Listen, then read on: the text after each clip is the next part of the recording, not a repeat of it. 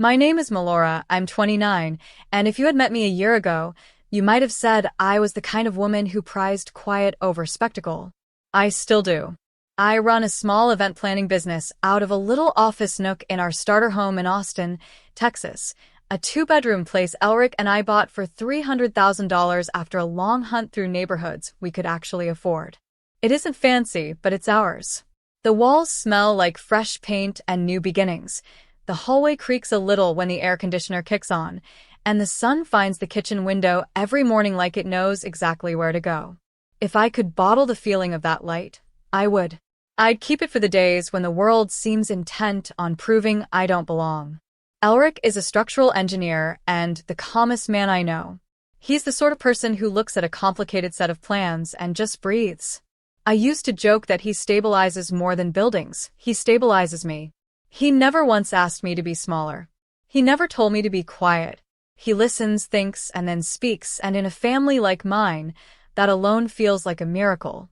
By the time I'm telling you this, I'm 39 weeks pregnant, full term, officially, and carrying a baby girl we've already named Alara. I can feel her heels when she stretches, a little swirl along the left side of my belly. She has turned my body into a compass. I know where she is at any hour, and I angle myself so she rests easier.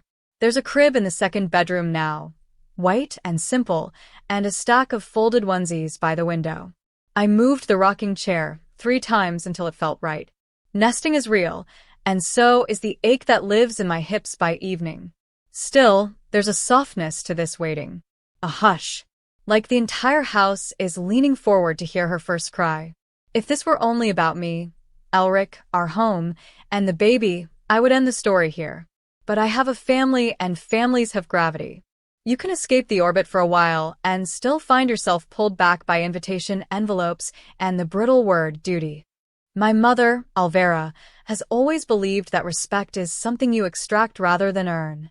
My father, Dalvin, floats somewhere behind her like a long shadow at noon, hard to escape, harder to read. And my younger sister, Kalira, the bride, the golden child, has always been the gleam they prefer to look at. For as long as I can remember, I was the contrast that made her shine brighter. When we were kids, Kalira's drawings went on the refrigerator like they'd been curated. Mine went into a drawer. In high school, her theater posters got frames, and my debate trophies stayed in a box. I learned to make my own celebrations small, a cupcake instead of a cake, a photograph instead of a party. There are people who think this sort of thing doesn't matter, that it's petty to remember. But being remembered is one of the ways a child learns she exists. When you're consistently overlooked, you adapt. You become useful. You become quiet. You become the person who can smooth a tablecloth with one hand and carry 3 plates with the other. Eventually, you become someone whose value is measured in how well you perform in the background. It's strange, then, that I chose a profession built on visibility. Event planning looks glamorous from the outside, flowers and linens and glowing string lights, but most days it's spreadsheets, calls, and the choreography of making other people's joy arrive on time. I like it. I like lists that turn into rooms people remember. I like that my work, when I do it well, allows other people to see each other better. Maybe that's why the invitation to Kalira's wedding hit me the way it did. It wasn't just an ask to attend. It was a test of whether I could stand in a room that has always tried to make me invisible and refuse to disappear. Elric didn't push me either way. He watched me read the card at our little kitchen island, my hands resting around a mug of ginger tea that had long gone cold. "We don't owe them a performance," he said gently. "But if you need to go for you, we'll go. And if anything feels wrong, we leave. No speeches. No apologies." I love the way he says we. It makes courage feel less like an individual sport. I told myself I would go for closure, not approval. No chasing. No fixing. Just one evening, a ceremony, a dinner, a drive home. I told myself I would not offer my labor, my wallet, or my forgiveness as decoration. I would arrive as a guest, pregnant and tired and unashamed. I would keep my center. That was the plan. On the morning of the wedding, Austin woke up warm and already bright. I ironed a simple dress that curved where I curved and didn't pretend otherwise. Alric adjusted his tie twice and finally gave up, smiling at me in the mirror like we were getting away with something. We left early to avoid traffic and arrived early anyway, because that's what happens when two people who hate being late live together. The venue looked like a dream Kalira would choose. Pale stone, clean lines, white flowers massed like clouds, and a courtyard that promised photographs people would frame. I tried to let it be beautiful without letting it press against my ribs. There's a certain kind of peace that comes from deciding who you are before you walk into a room. I had that peace when we approached the check-in table, when the attendant flipped through the seating cards with practiced fingers, when she smiled and pointed us toward our table. I had that peace when I saw exactly where they'd put us, near the service doors, close enough to feel the draft when the kitchen swung open, a table without a centerpiece, and with a view of the back of the room. I had it even when I felt Alara roll, as if to say, not this again. There are a dozen ways to handle a slight. You can swallow it. You can explode. Or you can ask, calmly, for the thing you deserve and watch what happens next. I pressed my hand to the small of my back and took a breath that felt like a decision. I wasn't here to fight. I was here to stand where I stood and not move an inch I didn't choose. If you'd asked me then what I thought would happen, I would have said, a brief conversation, maybe a roll of the eyes, maybe a shuffle of chairs. I did not expect the line they would draw in that room, or the price they would try to put on my dignity. But the past is efficient. It can make a spectacle out of a human being in under a minute, especially when the script has been rehearsed for years. I should have known the night wouldn't stay quiet. The thing about families like mine is that silence is never neutral. It's the space where they sharpen their knives. Alric slid the chair out for me at the back corner table, his hand steady at my elbow, and I sat down slowly, easing the weight of Alara. The chair wobbled against the uneven stone floor. From where we sat, I could see the glitter of chandeliers above the main tables, their light caught in crystal glasses, their laughter rolling like warm thunder. Our tablecloth was plain, the silverware mismatched, and for a second it felt less like an oversight and more like a decision. I tried to breathe past it. I sipped from the water glass, rubbed my stomach, and told myself this was just one night. But then I saw her. My mother, Alvera. She moved through the crowd with the confidence of a queen surveying her subjects, her gown shimmering like the champagne in her hand. My father trailed a step behind her, as he always did, his face unreadable, his mouth set in that thin line I had learned not to question. When her eyes landed on me, her smile didn't falter, but it sharpened. She approached with the glide of someone who believed the entire courtyard belonged to her.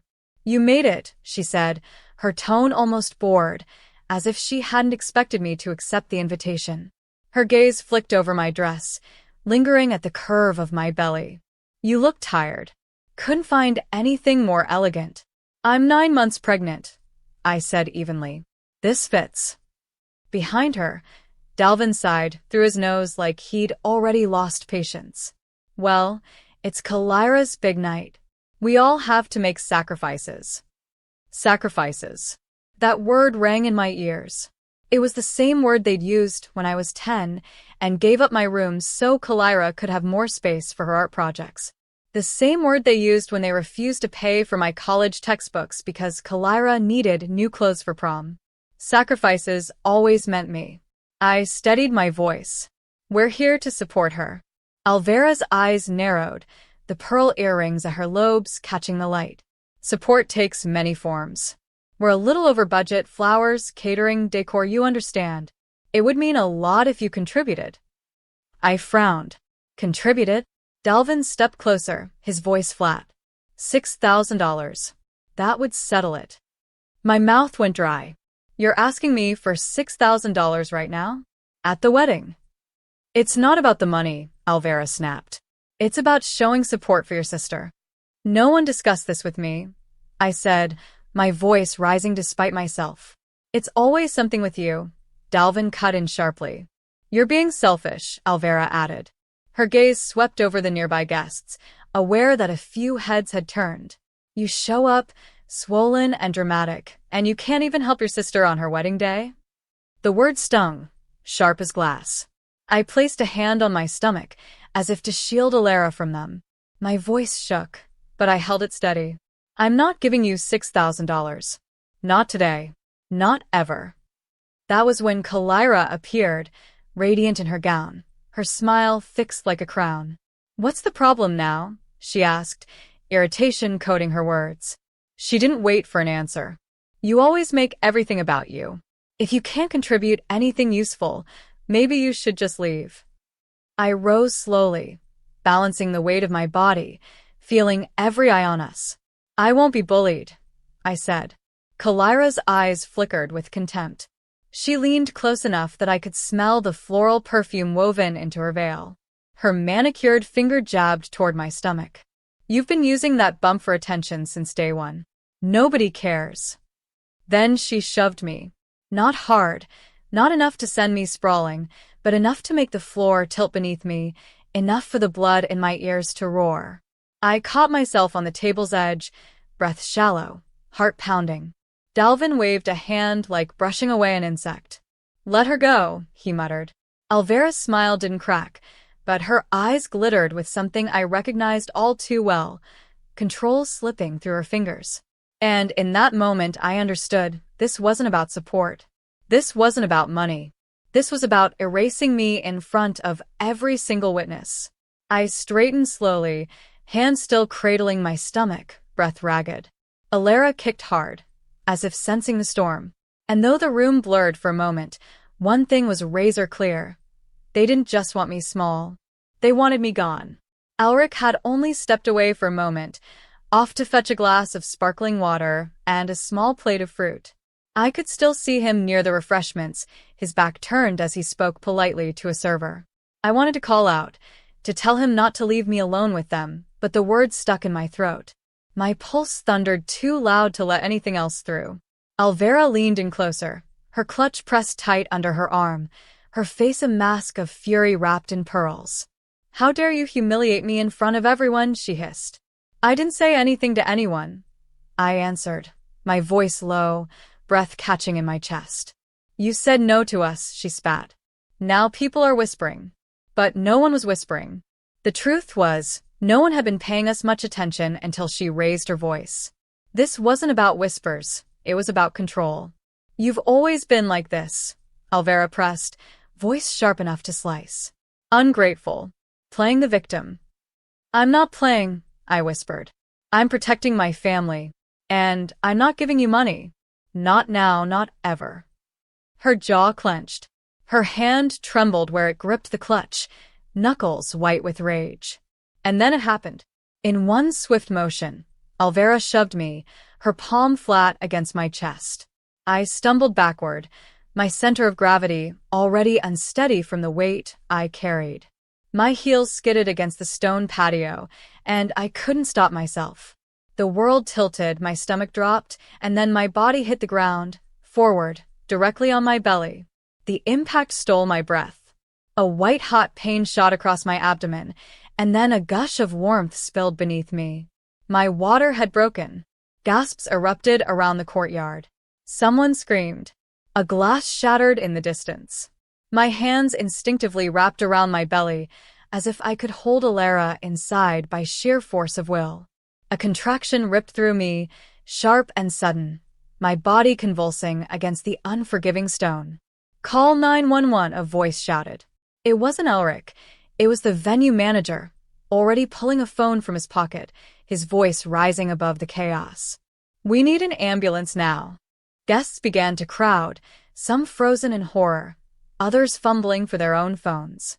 My vision blurred with tears, with pain, with disbelief that my own mother had done this in front of everyone. I could barely process the roar of voices around me, but I felt Elric's hands a heartbeat later. He dropped his knees, soaked fruit plate forgotten, his face twisted with panic. Malora, stay with me. Stay with me, please. I can't. My words dissolved into a cry as another contraction tore through me. Elric pressed his forehead to mine, his voice breaking. You're not alone. Do you hear me?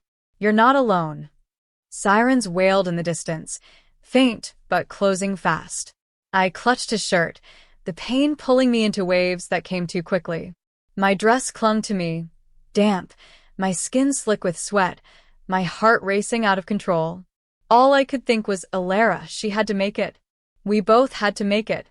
The crowd shifted suddenly. A commanding voice cut through the chaos. Step back. Give them room. Through the blur, I saw the flash of Navy uniforms. Officer Calden had arrived with 2 EMTs. The paramedics rushed to me, unrolling equipment, voices calm and practiced. One knelt beside me, gloved hands already checking my pulse and abdomen. She's full term, membranes ruptured, contractions rapid, the EMT called out. We've got to move her now, another replied. Who did this? Officer Calden's voice boomed across the courtyard. Elric's hand shot up, his other still gripping mine. Her mother, he shouted, voice cracking with fury. That woman shoved my wife. Dozens of heads turned toward Alvera, who stood frozen, her face pale but defiant. It was an accident, she stammered. She slipped. She shoved her, a guest yelled. Another chimed in. I saw it. She pushed her, clear as day. The venue manager waved his hand urgently. We've got it on CCTV. The whole patio is recorded. Officer Calden's jaw tightened. He strode toward Alvera, pulling handcuffs from his belt. Ma'am, you are under arrest for assault causing bodily injury to a pregnant woman. Gasps rippled again, louder this time. No, you can't. Alvera's protest cut off with the metallic click of cuffs around her wrists. Kalira tried to step forward, her voice shrill. She didn't mean it. Malora exaggerating like always. Step back, Calden warned, his eyes hard. You're not helping yourself. Elric's grip on my hand tightened as the paramedics lifted me onto a stretcher. My vision spun, the sirens now close enough to shake the air. Pain clawed at me, contractions surging with no mercy. I cried out, tears streaming down my face. Don't leave me, I whispered, my voice breaking.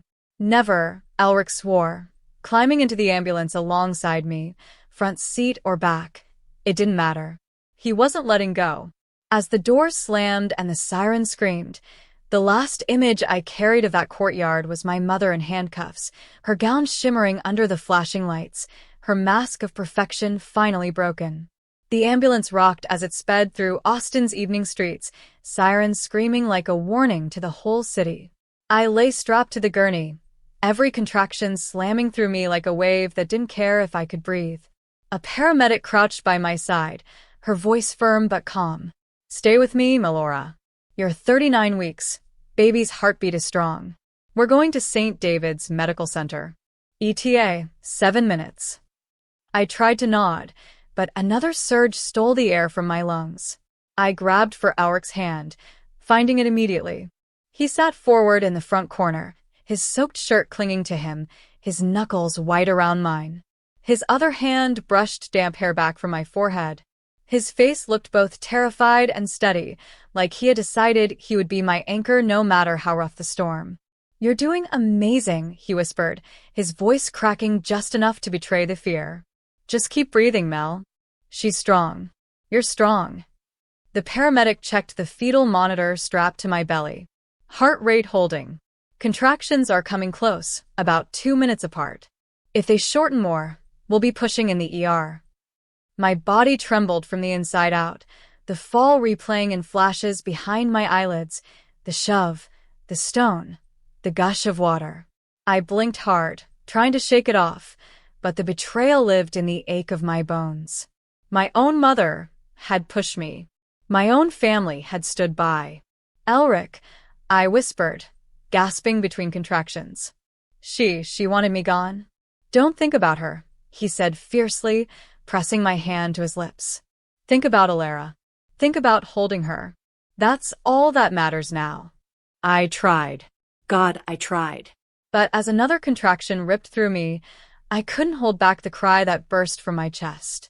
The paramedic pressed a hand to my shoulder, coaching me through the rhythm. Blow it out, Malora. In through your nose, out through your mouth. Good. Stay with me. You've got this. 7 minutes stretched like an hour, but the flashing red and white finally slowed as we swung into the emergency entrance of St. David's.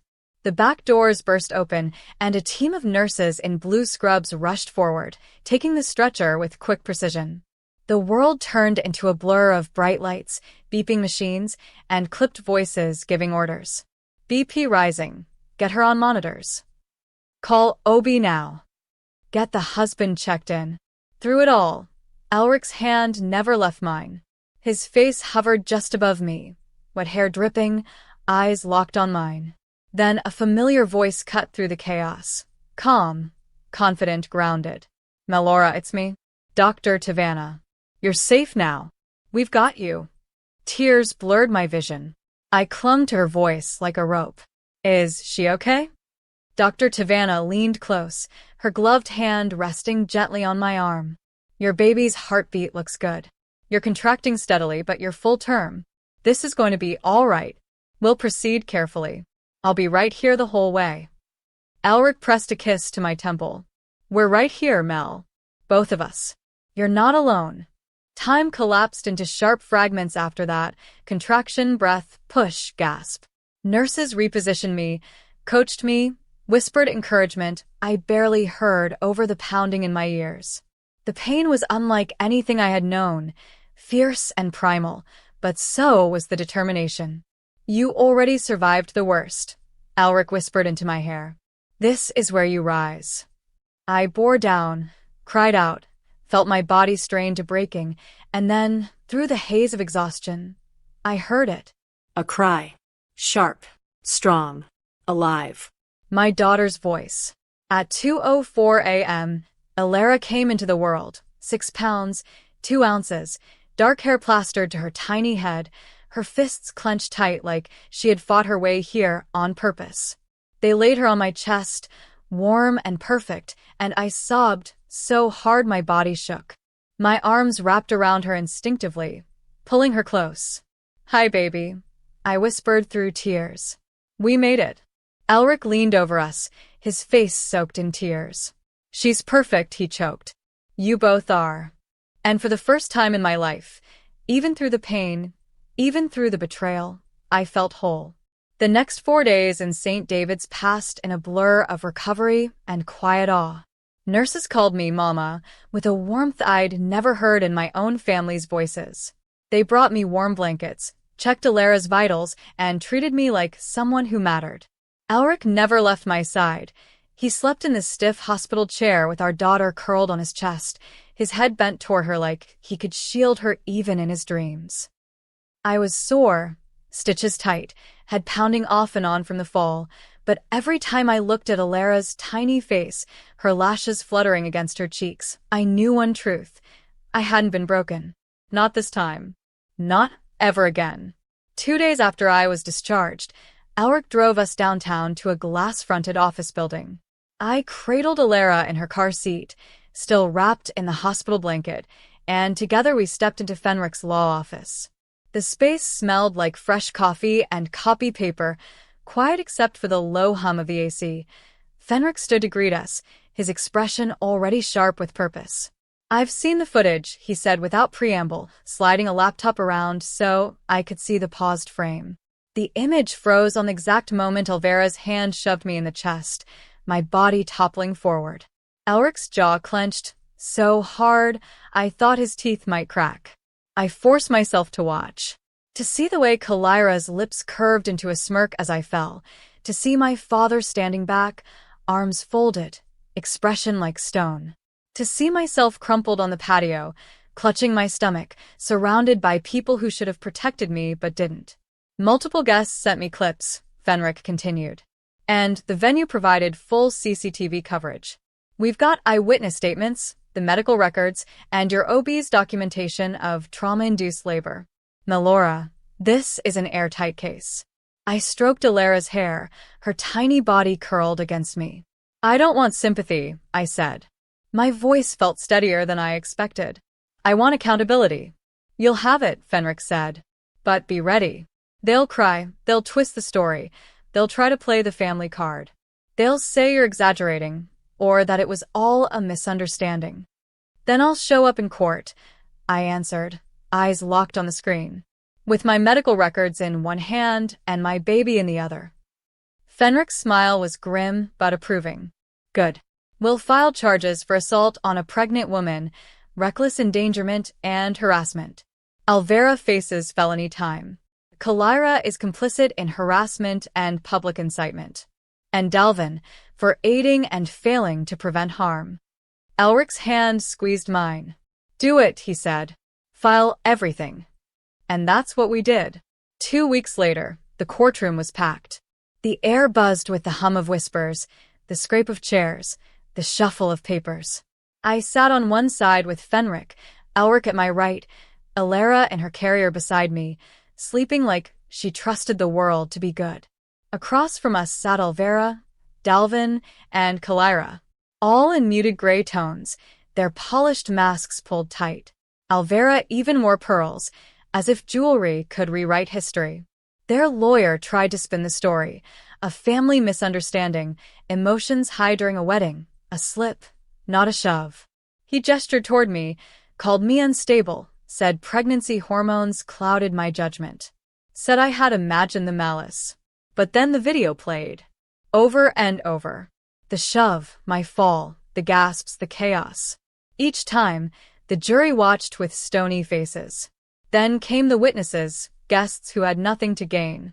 They described the humiliation, the demand for $6,000, the shove, the smirk, the silence of my father. When it was my turn, I stood slowly, my body still healing, but my spine straighter than it had ever been. I told them about growing up invisible, about always being the sacrifice, about the years of being overlooked until it became a wound I carried silently. And then I told them about the night of the wedding, how they tried to erase me one last time, and how instead, I gave life. I'm not just a victim of one night, I said, my voice calm in the silence. I am the result of years of being treated like nothing. But I am not nothing. I am a woman. I am a mother. And I will never be invisible again. The judge's gavel finally fell, words ringing like a bell through the courtroom. This court finds Alvera Carter guilty of felony assault on a pregnant woman. Dalvin Carter, guilty of complicity. Kalira Carter, guilty of harassment and disorderly conduct. The sentences followed swiftly. Alvera, 3 years in state prison. Kalira, 12 months probation, 200 hours of community service, and a $2,000 fine. Dalvin, 6 months, suspended sentence and mandatory anger management courses. I didn't cheer. I didn't smile. I simply reached for Alera's carrier and lifted her close to me. She opened her eyes then, staring up at me like she already knew we had won something greater than punishment. We had won the right to live free. 1 year later, Austin felt different. Or maybe I did.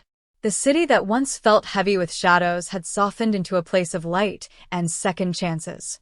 Our little house, the one we bought for $300,000, had become more than walls and a roof.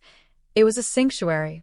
The creaky hallway, the kitchen sunlight, the hum of Elric's laughter.